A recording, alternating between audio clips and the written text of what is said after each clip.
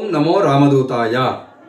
సహజంగా అందరూ ఏమనుకుంటారు, అన్ని దేవతలని ఒకే చోట చూడాలి అనేటువంటి కోరికతో ఉంటారు.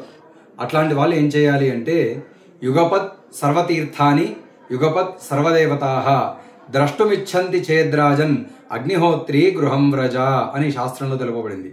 సమస్త నదులు అన్నిట్లలో కూడా ఒకేసారి స్నానం చేసినటువంటి ఫలితం రావాలన్నా, లేదా సమస్త దేవతా దర్శనం ఒకేసారి మనకు కలిగినటువంటి ఫలితం కలగాలన్నా కూడా ఏం చేయాలి? అటువంటి కోరిక ఉన్నటువంటి వారు ఎక్కడికి వెళ్ళాలి అంటే, అగ్నిహోత్రి గృహం వ్రజ.